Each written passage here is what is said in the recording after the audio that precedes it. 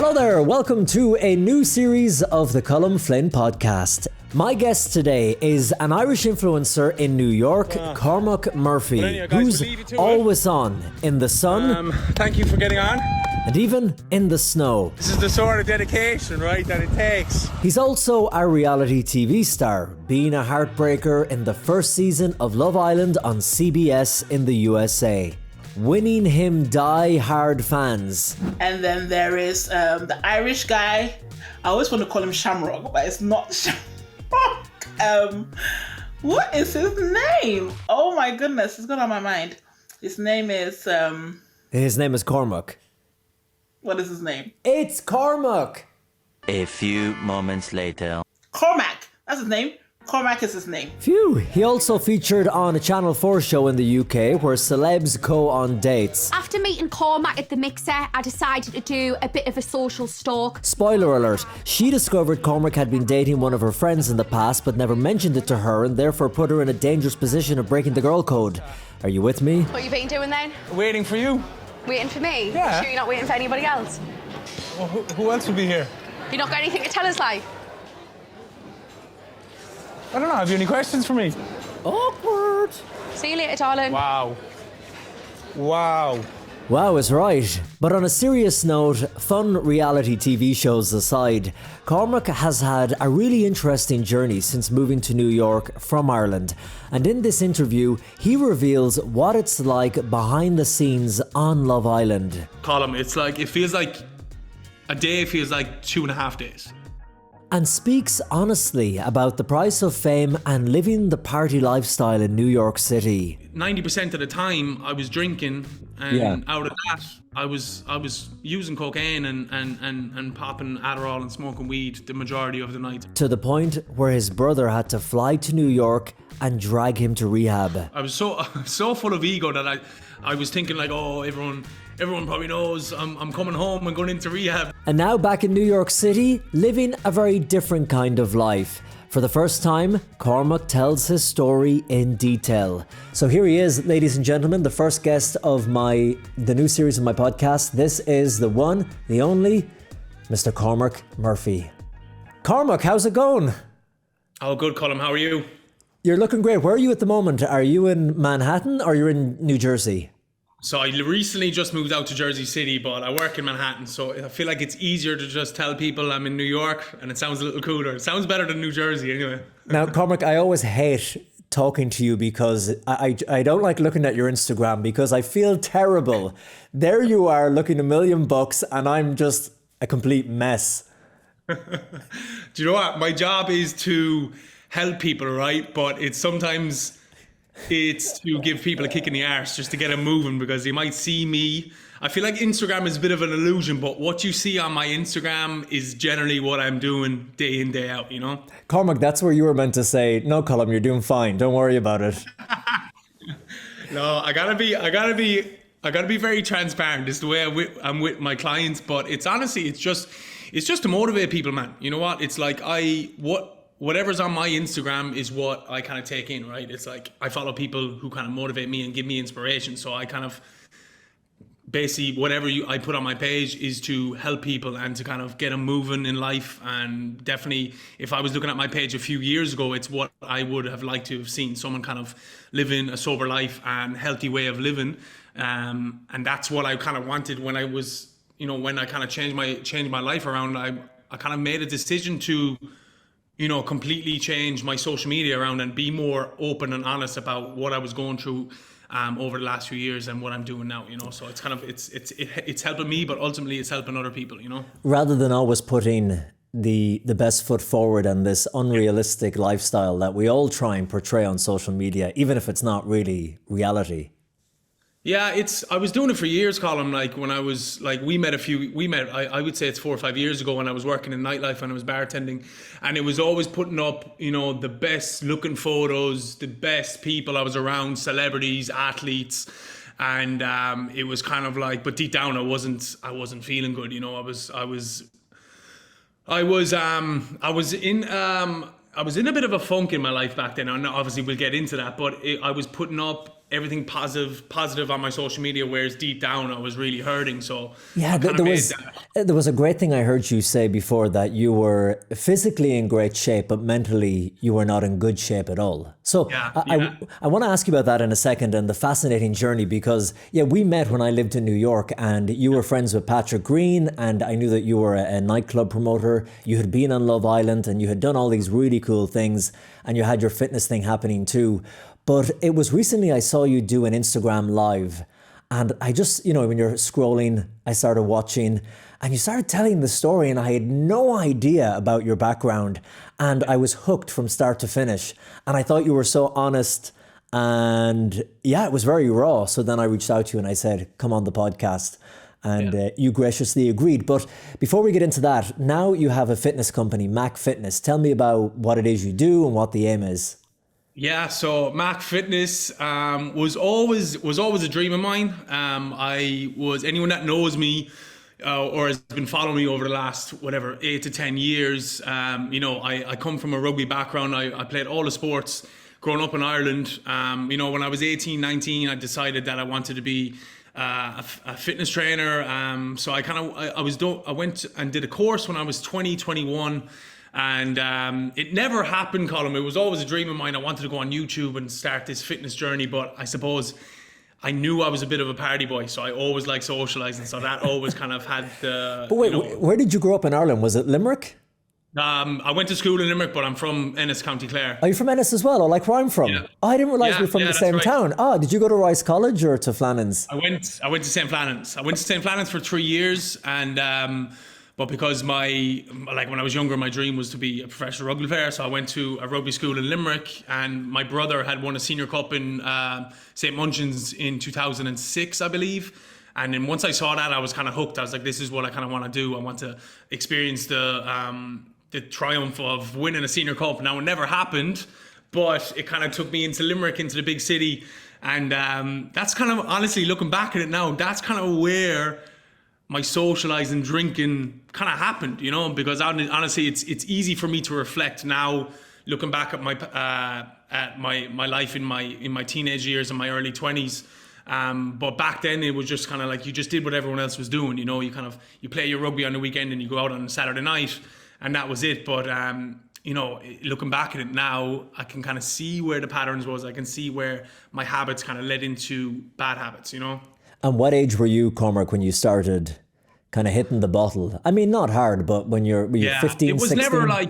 It was never hard. Like, my first drink would have been at 13, but I could say like a lot of my friends were the same. But honestly, I was so indulged in sports that I always had something to take me back from it, so it was like here and there. But when I moved into Limerick at 15 and finished secondary school or high school at 18, and I didn't know what I was doing with my life. I had no passion, no goals at that time. Then I started partying a little bit harder, and that's when I was hearing people, doing more than just drinking, because for me, when I was 16 to the age of 19, 20, it was just alcohol, and then drugs kind of came into the scene, Yeah, that's another thing that I heard you say, which I thought was very honest, that you would watch movies, you're a big movie guy, and you loved the characters, or you felt an affinity, you thought, to the characters who were the hard men, or I think you said in your Instagram live, they were real men, the ones that were doing drugs. Why did you think that was a cool look or a cool thing to for someone who was doing a line of cocaine or something like that? Yeah, I don't know what it was. I felt just like these characters in these movies, and I always mention like Johnny Depp in this movie Blow, and I just remember like he was getting the women, he was making the money, and it was that, like, I don't know what it was. It just captured that personality that I was like, wow, this is someone I kind of want to be, that kind of center of attention, getting all the women, but living a life, living that badass life. And I'm not saying I lived a badass life, but it was just that, I don't know what it was. It was something that just captured my attention. I was like, holy shit, you know what? This could be someone I want to be. And like, it's weird from someone listening to this who doesn't know my story. Like, I wasn't a drug dealer, but I just liked the party lifestyle, Yeah, they kind of, it's life in the fast lane. That's what you thought. This is cool to be in the Living life fast in the lane. fast lane, absolutely. But you're like you're a bit like me in that you're an optimistic guy. You're full of energy. You're kind of go all the time, which I am too. So the irony is that you didn't really need to take drugs and alcohol, but maybe at a young age you felt like that's what you had to do to be confident, to be seen as cool, or I don't know, what was it? Yeah, I hear it a lot of the time with people who are in recovery or who decide to just go sober or go cold turkey. And for a lot of people, they kind of needed the alcohol or the drugs to feel confident and to talk to girls or to talk to guys, whatever the case is.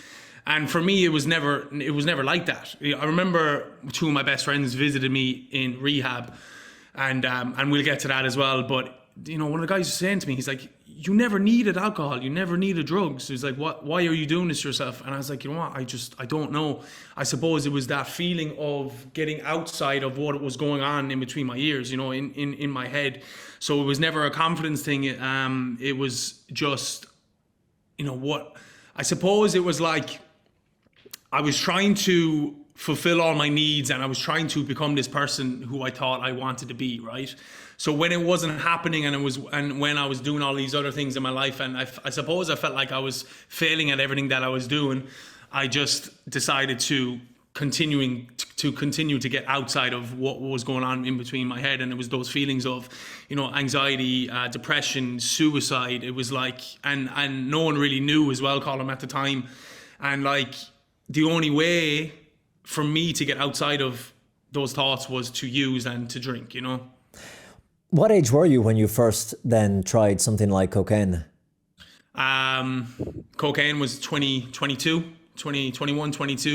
You know, I had done every kind of drug under the sun. I say I'd done everything but needles, and it was, you know, your ecstasy, your MDMA, your acid, weed, cocaine, Adderall. But cocaine was the one for me. It was like it was that ex-girlfriend I could not get away from. You know, it was, it's hard to explain for people who haven't done it. But, and I used to always say to people, oh, I have such an addictive personality. And honestly, that was kind of a lame excuse. It was just an excuse for me to do even more and to have an excuse to tell people. But it was just something I just became absolutely hooked. And it was, yeah, I was going to ask you that next. How easy is it? I've never taken cocaine in my life. Yeah. And yeah, well, when you took it, how quickly did you get hooked? Yeah, it was that euphoria, you know, and it was like that first line. And I always say to people, it's like, yes, it's the drug itself, but I was actually hooked on everything about it. So it was that text to my dealer, it was the walk to the car, it was getting the drugs, it was that adrenaline. Like I used to live on an apartment on 42nd and 11th, right? And now I go there sometimes to work out. There's a gym I go there. There's a gym right there that I go to now. And I remember going out one day and getting my drugs off my dealer and the cops pulling in behind us. And I had this thought through my head. I was like, I want to get caught here. I want to get arrested. You know, I wanted that to happen. And it never happened, but it was that adrenaline and that rush that I was always searching for, you know. And every time I walk past her now, I'm just like laughing. I'm like, what was I thinking, you know? Now, what did you want to do? Because I know in your teens, as you said, you wanted to be this fitness guy and on YouTube. Mm-hmm. And you certainly, you know, when I joked and said you don't need the excuse to talk to girls, you're an extremely handsome fella. Someone like me, I need all the help I can get, Cormac, to talk to any girl. But here you are, you know, you got the good looks and the Irish charm and the wit and all that. But you're taking the drugs, and is it getting worse? Like, is it every day, or could you go a week or two without it? You know, how much were you in control, or was it in control of you? Yeah, it kind of, obviously it got worse as the years went by, but I like my aspirations was when I moved to New York, I just wanted to experience New York. And then I started modeling, and then I was telling everyone that I came to New York to be a model, which was absolute nonsense, to be honest with you. I couldn't even get signed because every casting that I went to, like, if you followed me a few years ago, like, I was 170 pounds. I looked terrible. So there was no sign of me getting a modeling contract, because I was doing so much partying and stuff. But obviously Love Island came up, and then it kind of switched to, I could be an influencer, a reality star, you know. And then when that didn't happen, I was kind of on my knees thinking like, what am I doing with myself here? So honestly, I never really had a clue what I was doing. I was just going with the flow, and I was just slowly but surely, I was actually killing myself, you know. But it was good in a sense that you were taking these opportunities that were coming in front of you. Like, I know that MTV came a knocking. That was before Love Island, wasn't it? And, yeah, correct. Yeah. No, I didn't realize this, but when I heard you explain this as well, that when you were working on the social scene in New York, you would get people, they would reach out to you on Instagram and they'd say, hey, we're casting for a reality show. Do you want to be in this and that? So people were pitching you ideas all the time because they thought young, good-looking Irish guy in New York City partying equals good television. But then MTV, what was the pitch from MTV?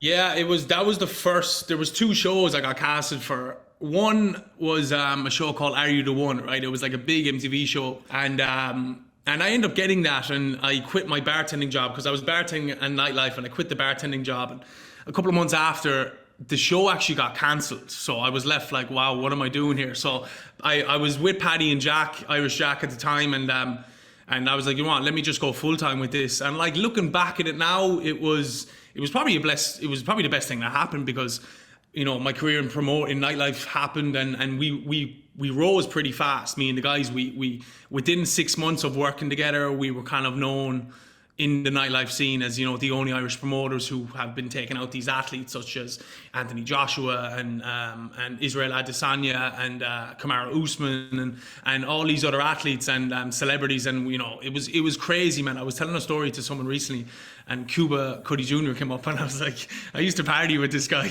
But tell me the mechanics of this, Cormac, because this is when I first got to know you, when you and the gang were kind of nightclub promoters. And I was fascinated by it, but a little bit scared too, because I know that Paddy and you and a few others, you would say, come on out with us for a night, and you know, drinks on us and this. And I just thought this isn't going to end well for some reason. I just thought this is going to be carnage.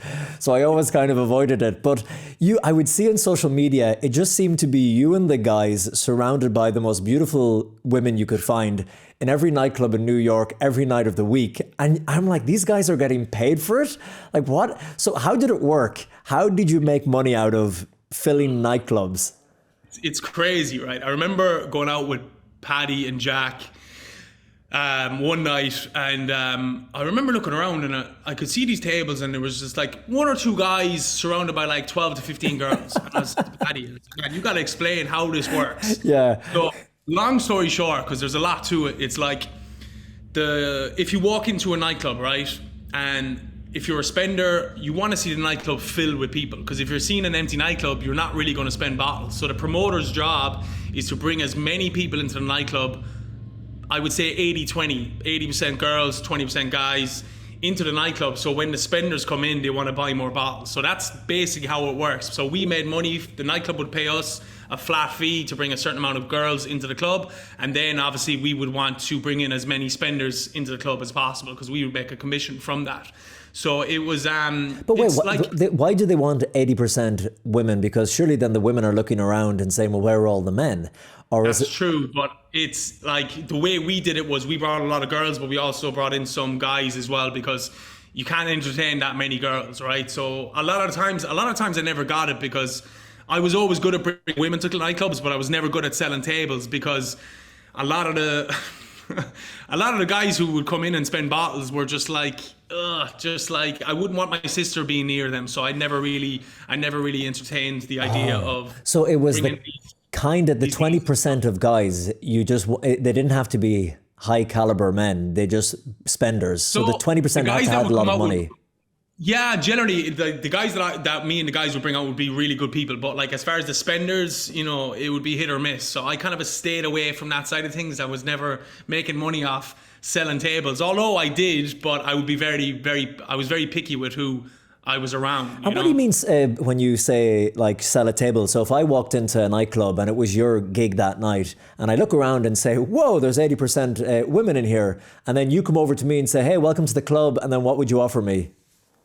It just depends. Like sometimes you would get people hitting you up to come out with you, would you bring them out? And then maybe after, they would be like, you know what, I wanna buy a bottle with you next time. So like the bottles would start at like, it could be like 1.5k, and I've seen spenders in there spend over 10,000 in one night. I remember I used to work at this party on a Wednesday, and I remember this guy came in and he spent $100,000, and I could not get over it. There was me and Irish Jack, and I was looking at Jack and I said, this guy's spending $100,000. And I remember being so mad, one, because he wasn't spending it through me, because I would be getting 10%. And two, I was like, you know, you think you could do something with that 100k rather than spending it on That's going to be alcohol. some hangover when he wakes up the next day, eh? And realizes what he Crazy. So it's like, it just depend. It just depend. Like, you know, I had some people buying bottles, and they would buy a table, or they would buy bottles to add onto your table. But it was, you know, it was such a blur, and it was just like go that, like, because we were going out. There was times where I worked 12 nights in a row. There was times where it was an average of 4 or 5 nights a week. You know, we were working at the biggest parties in New York. And don't get me wrong, Colm, it was some of the best years of my life, but it eventually caught up to me, because I was, you know, 90% of the time I was drinking, and out of that I was using cocaine and popping Adderall and smoking weed the majority of the nights I was working. You know? That's what I was thinking too when I was looking at the job, and I kind of had an idea of how it worked, but then I thought, these guys are probably, when you're in that scene, it's hard to avoid drink when you're there working for the night, just sipping away on a drink the whole night, a couple of drinks, and then as you said, then the cocaine and all that. So when you're doing that night after night after night, I mean, what effect is this having on you? Yeah, it definitely had a big effect on my mental health, on just my brain in general. But what I would say, right, and it's like, I want to be very transparent, is like, because people used to say, oh, the nightlife scene, you know, it got the better of you, and it definitely did. But I reckon I would have landed in rehab regardless if I was a nightclub promoter or not. Like, and I always say, like, to people, like, people, places, things, like, you know, the people I was around, like the likes of Paddy and Jack and all my other friends, they weren't doing what I was doing. You know, it was just like, a lot of the times I would be at after parties till hours, and it wasn't really with my friends. It was just with people I met through nightlife and stuff. So it was like, no matter what I was going to do in life, I would have ended up in rehab. But I just think I got there a lot sooner because I was around the nightlife scene, you know? And when did Love Island then come along, the opportunity to be on Love Island? Because this is a big show, one of the biggest shows on TV. Everybody on it is extremely attractive. And it's like the lifestyle you're describing, drinking, partying, beauty, except on television for everyone else to watch. Yeah. So it came up, I was, he's actually one of my best friends now, Scott Thomas, right? He was on season 2 of Love Island UK. I'd met him and a bunch of guys at a party we used to do on PhD downtown. And we exchanged socials, and he hit me up to do the UK one, funny enough. And not a lot of people know this. I was originally casted for the UK one. And I met the producers, and then they had obviously seen my profile and noticed I was in New York. So they said, look, Love Island USA season 1 is casting this year. So we think you'd be better suited for that. So I was, again, going to LA back and forth for castings, and I knew I got the job, or I knew I got the show. So it was, I think it was 2020, I think it was. And it was filmed in Fiji. But So wait, Colm, it was like, they fly you to Fiji, and you're going to be, because I know some people might not have seen it, you're going to be living in this house with how many people? I suppose, 12 at any one time, 12 to 16 people. So like 6 to 8 couples, you know, it's crazy. And it's funny enough, I didn't even watch Love Island. Like, I never watched an episode before I went in. I watched a few clips on YouTube, and I was like, oh, I got this, you know. I was so full of ego that I was just like, easy, this is easy. Whereas in fact, when I went into the villa, none of the girls liked me. What? Why did they not like you? I don't know. I think I came in, I was the first kind of quote unquote bombshell, right? Bombshell is where the couples there's 5 guys, 5 girls, they're already coupled together, and then they bring in 2 guys. And then obviously, Homewreckers. you know, just to kind of like cause a bit of drama. But it was, And before you went in, Cormac, did the producers pull you aside and say, look, this is how it works. We know it's reality television, but we think that you should go and talk to that person or you should try and wreck this relationship. I mean, how real was the reality TV or how much of it was orchestrated? It's a bit of both, right? Honestly, it's not scripted in one bit, but what they would do is they'd put you aside and be like, hey, we think you should go talk to so-and-so. It's just pushing you in the right direction, right? But it was like I was going in there with the idea of, okay, I want to cause a bit of drama here. I want to cause a bit of carnage, you know? So my first date was with a girl who was madly, like her and her boyfriend, will say, actually ended up winning it. So I tried it and slid in between them, but it never worked.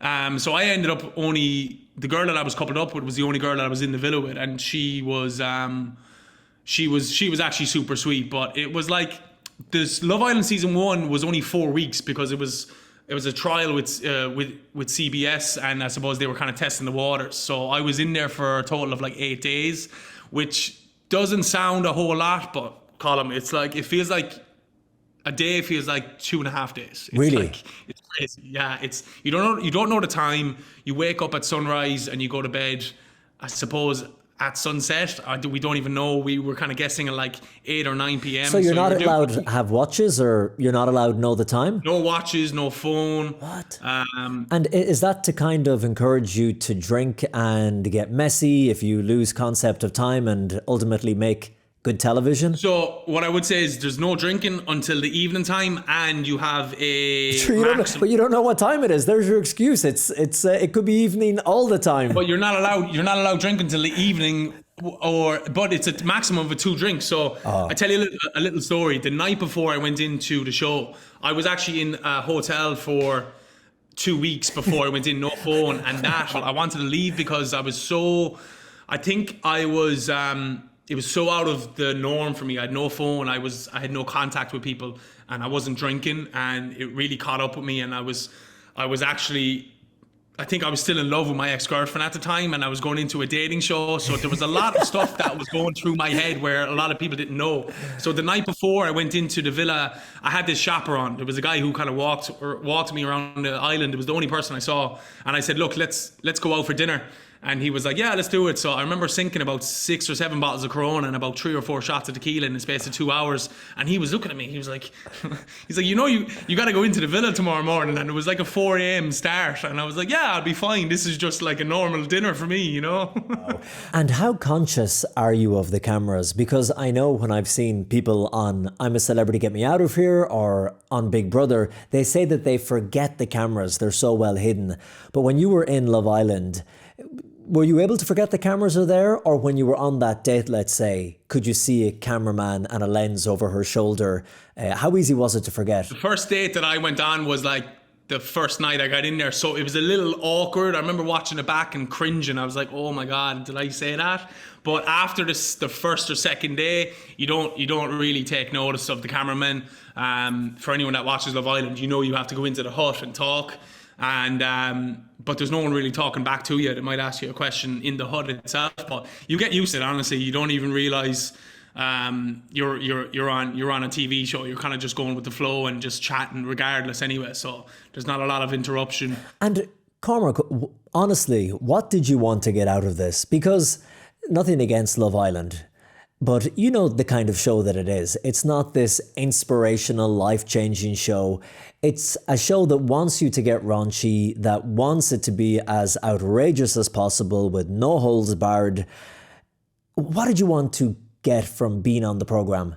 So I suppose it was I like having some friends and meeting some people that were on the UK one. They were getting so much opportunities post Love Island, like brand deals, clothing deals, modeling gigs and stuff like that. And that's honestly what I wanted. But obviously I just wanted the fame. I wanted the followers. I wanted the attention.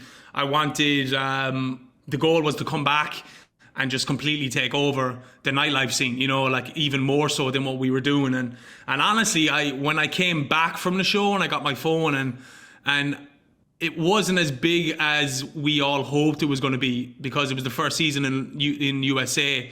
Now, the first and second season of Love Island, I think, were the biggest seasons, but it wasn't as big as I hoped. I came off. I didn't like explode on Instagram.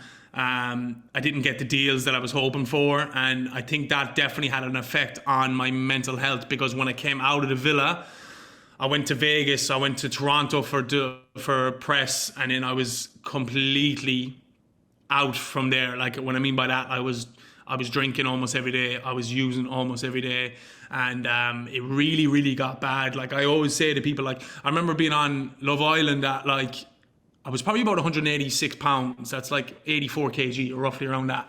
Within the space of 3 months, I had lost like 25 pounds. It was ridiculous. Like, I always, I throw these transformations of my journey on Instagram sometimes. And just to show people where I was, and hopefully inspire them to change their life around. And like, I'm sitting at around 200 pounds now. I've never been I've never felt as better. I've never felt as good as I do right now, Colm. And like, so it's crazy the difference in 3 years, 30 pounds heavier. But ultimately, it's not just about my physical appearance, it's how I'm feeling inside. And you can't buy that. Like, it's something you have to work on day in, day out. Because yeah, sometimes I'm not feeling at my best, but I know I have the tools to help, and to help others, and to help myself. And I have a really good circle of friends and family and support as well. So that's really important as well, my man. Isn't it really interesting, looking back, Cormac, with the gift of hindsight and wisdom, that you, in your teens and your 20s, when you really wanted to be a fitness instructor and be a YouTuber, and it didn't really work out, that you turned to drink and drugs to ease that pain or to fill that void. And then post Love Island, when you thought you would have fame and fortune and followers, and that didn't really materialize, again, you turned to drink and to drugs to kind of ease the pain. Would that be kind of a fair analysis? Yeah, 100%. And it wasn't like, a lot of the time when I was drinking and using, like, and I've mentioned like, the question I get asked by people is, like, oh, when did you decide to change it around? And honestly, it was more than 10 times. It wasn't just once. For some people, all it takes is that one bad night. Whereas I had a lot of those nights, but it still wasn't enough for me to change. Yeah, what was that like? What was a bad night for you, and not just your regular hangover? My suicidal thoughts, and I had, there was a few times where I wanted to, or attempted to take my life, and one of them was sitting outside a window, and one of the guys had to pull me in, and I was like 4 or 5 stories up in New York, and in this apartment I used to live in, and that was like a Monday night, and I remember I was supposed to go to Vegas with a client on a Friday, and I had tried to throw myself out of a window, and I still wanted to go to Vegas on that Friday, and it was only for the friends that I had.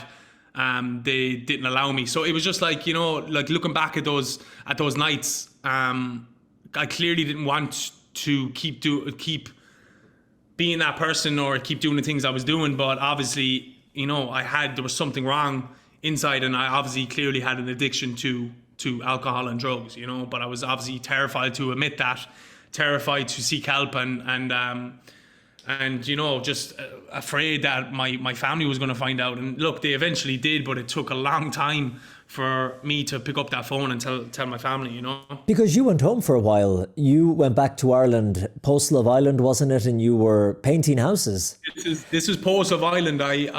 So the story goes, I picked up the phone it was about 6 months post Love Island, and I was in the worst place of my life, and I was using, and I went on a bender for about 4 or 5 days, and I was very suicidal. I was really afraid of what I was going to do. So I called home, and my family had an idea because they saw photos of me online, but I was very good at hiding. I knew when to post. I used to always post old photos because of how I looked at the time. But long story short, my brother flew over, and within 4 days packed up my stuff, got me back on a plane to Ireland, and then Wow. within about 5 or 6 weeks we found a treatment centre, and it was actually in Bushy Park. Bushy Park, yeah. Yeah, and it was funny how it worked out, because I didn't have any intentions of going back to Ireland, but it actually was a blessing in disguise, because I got sober, I went into treatment, I got to spend my dad sadly had passed, about 2 years after I got home, but I got to spend that time with him, and he got to see me get sober. And yes, I relapsed as a part of my story, but really just to be at home and to be present. And it was during the pandemic, and obviously looking back at it now, there was no way I would have survived if I stayed in New York during the pandemic. So a lot of good things happened from it. And then it led me coming back to New York, which I'd never thought I was going to do. Did you find it difficult, Cormac, to come back home to Ireland after the success in America? Because I know you were saying that the show Love Island wasn't the hit and the success that they hoped it was in the United States. But back in Ireland, the optics are everything. And even a small thing in the US is seen as a huge thing back home. You were in the newspapers with your shirt off, Cormac, a heartthrob in Love Island. So people were looking at you like you were this big success. So was it difficult for you then to come back home to Ennis and to pick up a painting brush and to be doing a modest, ordinary job when you thought maybe you had this image of being a famous star from the States? How did you deal with that transition? Yeah, it was very difficult. Like, I was terrified of going into the treatment center because honestly, like, I was so full of ego that I was thinking like, oh, everyone probably knows I'm coming home and going into rehab, whereas in fact no one really knew, But what I would say, it was kind of the worst and best thing I did. I did an interview with The Sun, and I told him everything that was going on, and all of a sudden it was blasted on page 4. I think it was The Sun, a picture of me on a beach and saying Cormac gets sober after a stint in rehab post Love Island. And it was the worst and best thing. Worst thing because I just shouldn't have told anyone. I should have just went into rehab. But it was the best thing because it was kind of like... It was liberating.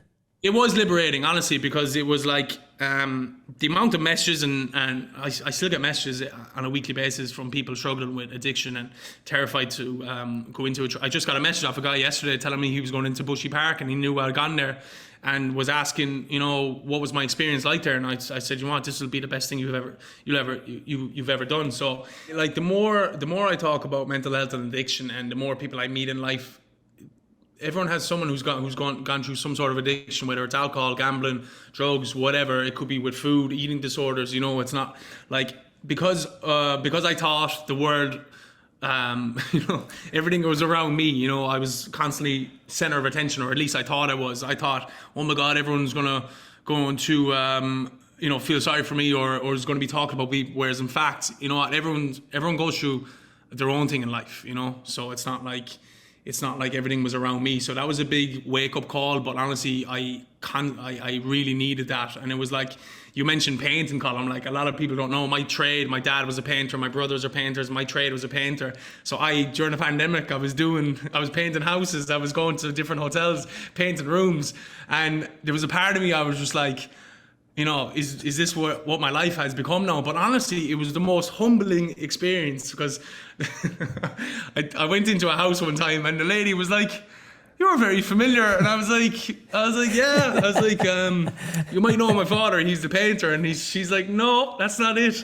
She's like, "I seen you in the paper, and I seen you on TV," and I was like, "Oh, here we go." But honestly, it humbled me so much. I was like, you know what? It's like, one of my friends always says, like, you got to look down on your feet and know you're exactly where you need to be in life. And there and then, that's what I needed to do. I needed to just, release everything that had happened in the past, and like, it's just like, get back to where you started. Get back, and because I constantly have to work on myself. It's like, I was a very insecure person, and low self-esteem, like, and people thought I was this confident guy, and yes, I might have showed that, but a lot of the times I wasn't, because I didn't know what I was doing with my life, So I just had to like strip everything down and just get back to where I started, and that was on the brush painting a house, and honestly, man, when you're painting a room and when you're painting a wall, you've nothing to do but think, and so I did a lot of thinking, and honestly, it was great, man, because there was times where I paint a house and my dad would come in and we'd just talk, and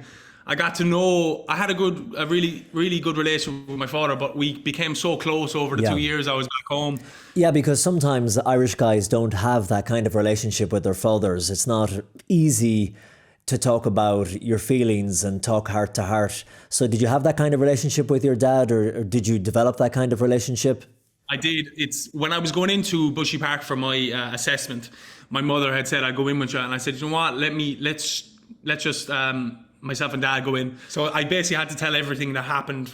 You know, you sit down for an hour and a half, and my dad didn't really know what was going on. He knew I did Love Island. He knew I was working in nightclubs, but anyway, it was like a scene from a movie. Like I was telling the counsellor everything that was going on, and and my father was there, kind of scratching his head, looking over at me, just being like, Jesus Christ, you know. He's like, I didn't know any of this, and I was like, I know. I was like, look, but from there and then, I said to my parents, I said, look, you're going to hear a lot of things that might upset you, but I have to do this, you know. I have to get everything off my chest, and you know, it's a lot of stuff that, you know, it might have started through childhood and through my teens and all these different things, but it was, you know, I told him, I was like, look, I just want to be as open and honest, and he was telling me stories from his childhood and from his travels, and so it was like, none of that would have happened if I didn't go into rehab, you know. And it's those moments that I can cherish, and it's those moments that I've captured on my phone and that I can look back on now as well, and you know, that I'm very grateful for, you know.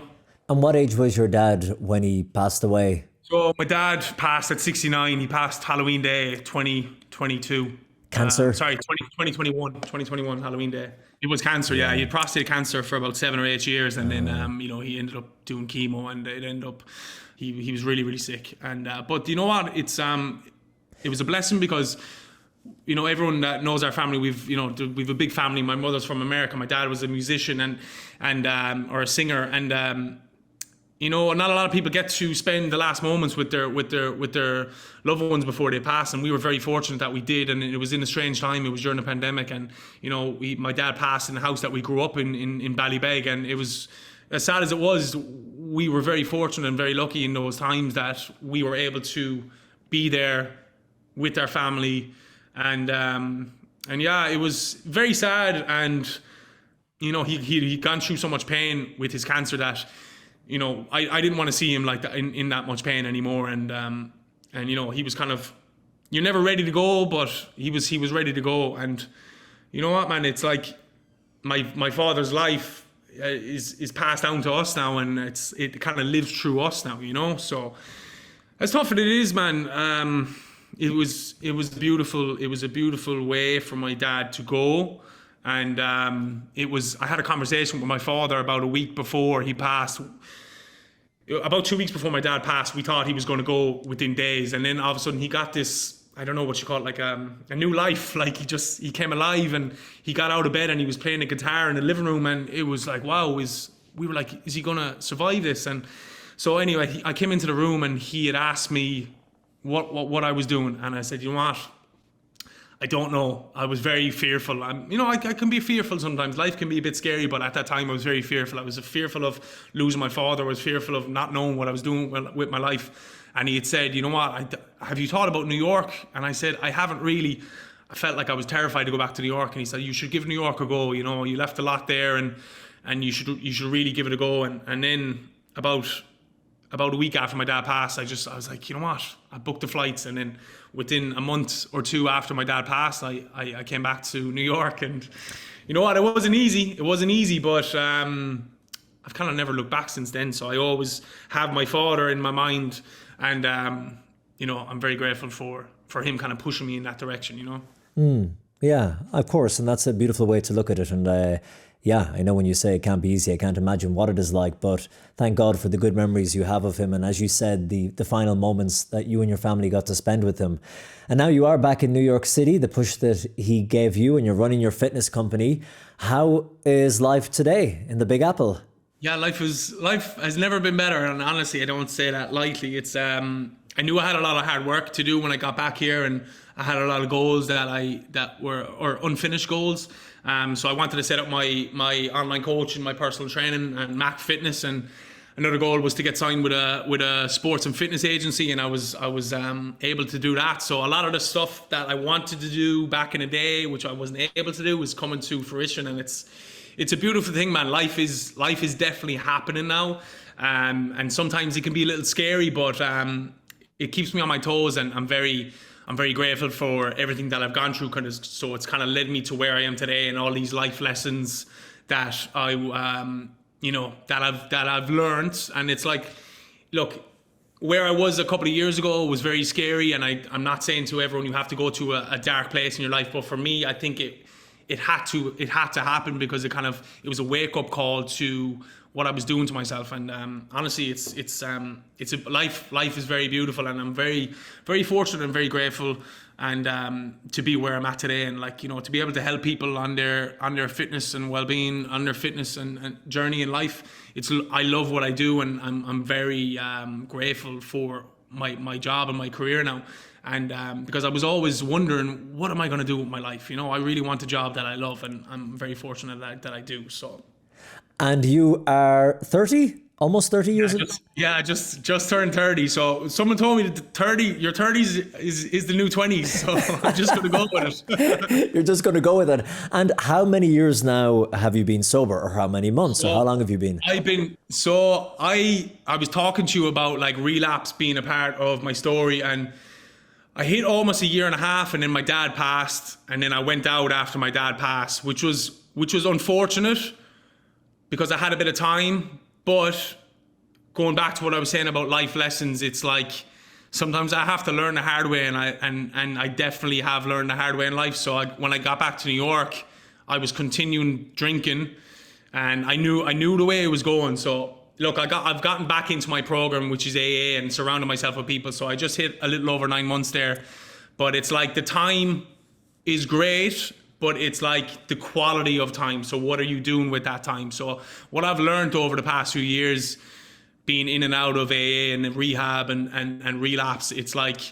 surround yourself with good people, but honestly, it's continuing to better yourself. And it's like, it's a daily reprieve. Like today I feel great, but tomorrow I might not feel great, but I know I have the tools, and I know I have the program, and I know I have the people that I can talk to.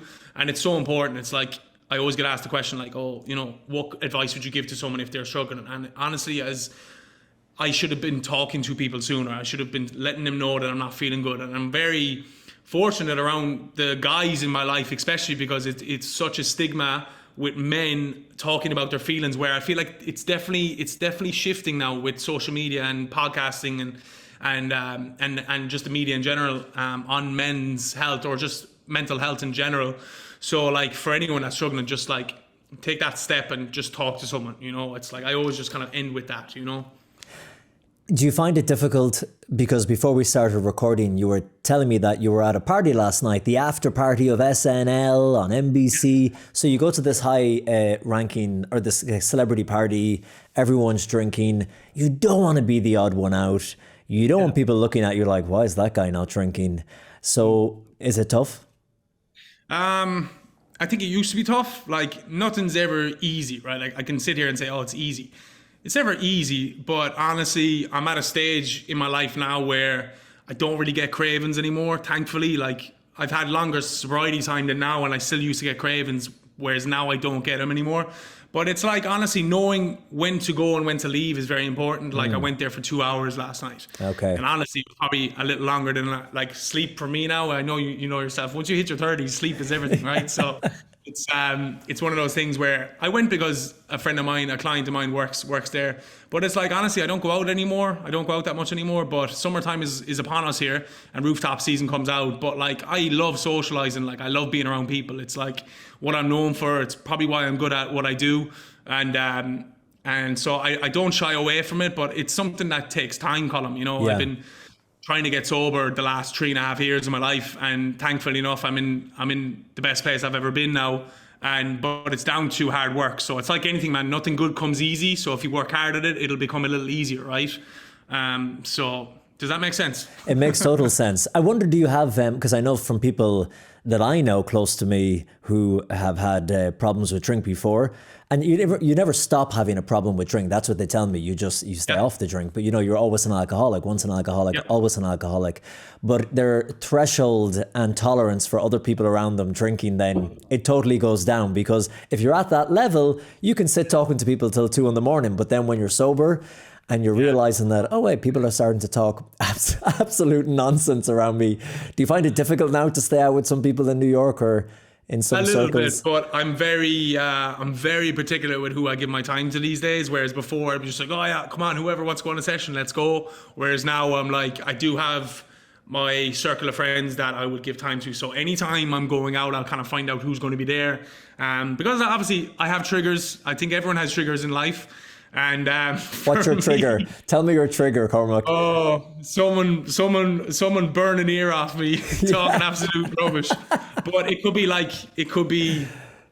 women. It could be someone like, even like, I used to go to a lot of festivals, right? I used to go to a lot of rooftops. So like, yeah, if I put myself in that scenario, it will bring back memories of when I was using, or where I used to buy my drugs, or so on and so forth. Because New York is a big place, but it's also a very small place. Like I know where I've done my drugs. I know where I've been at for after parties and stuff. But it's like, honestly, I'm in a strong place right now.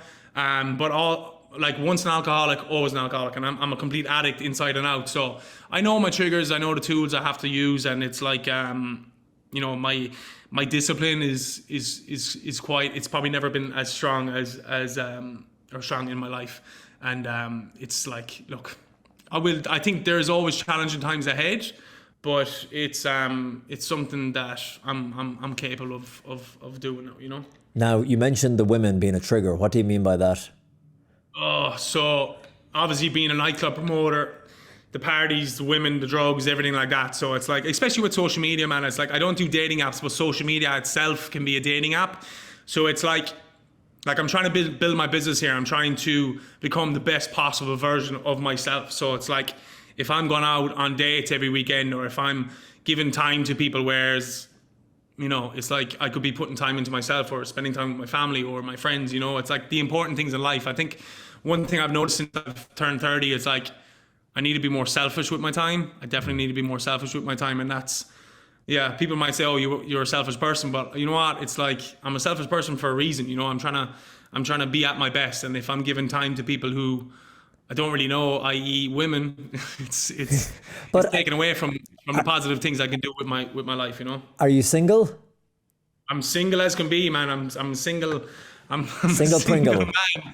But in saying that, it's like, I like being single. I like being single, and it's like, I like being single for probably the reasons that people don't think. I like being single because I want to give my time to clients. I want to spend time with friends. I want to have time to myself, and that's very important. That's something I couldn't do back in the day, sit with myself, sit with my emotions and my feelings, whereas I quite enjoy that now, you know?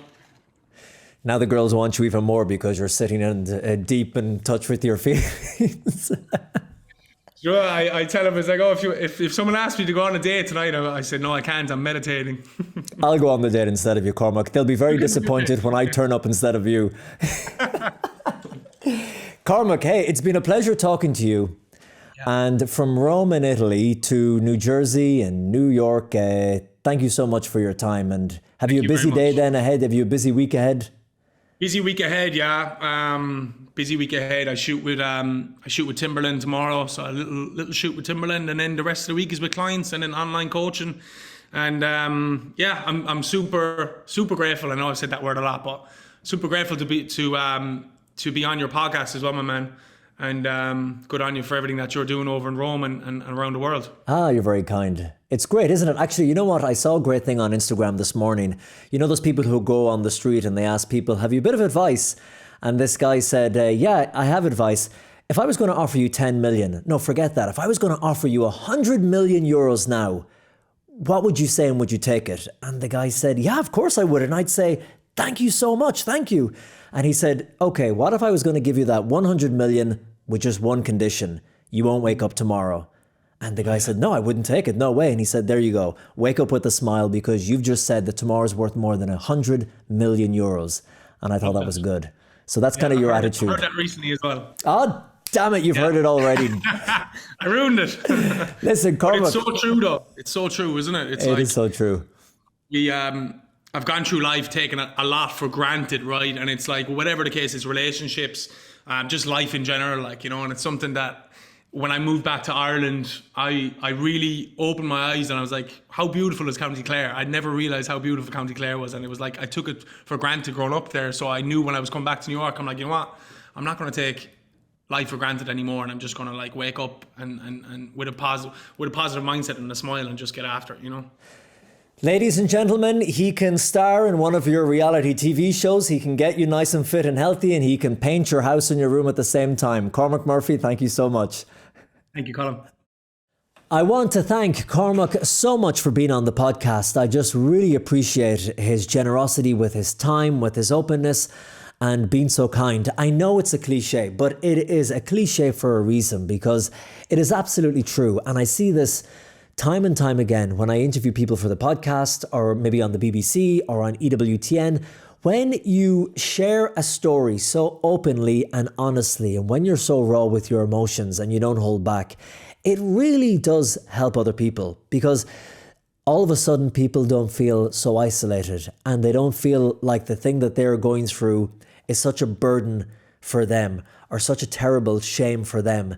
Because my goodness, if it can happen to someone like Cormac, who's handsome, who's on television, who seems to have it all, if he can be battling with things like this, well, then it doesn't seem so isolating that I'm doing it as well. So that's what I hope will come from Cormac's interview, from interviews like this, just helping people open up and talk about it as well, and making you feel like you're not alone in the problems that you're going through, and you can learn from Cormac's story in how he is being able to get to the good place where he's in today. As he said, it's not the length of time that you're dry or sober, but it's the quality of time, and it's knowing how to deal with your triggers, the temptations, and taking it every day at a time. If you have an idea for a guest you'd like to hear on the podcast, well, then my social media channels are there on the screen below. If you're listening to this podcast, you can find me on Instagram and on Facebook. Just look for Colm Flynn. And I want to thank you so much for listening and for sharing this and for liking this. And until next week, until the next great guest, thank you so much. Have a great week and all the best.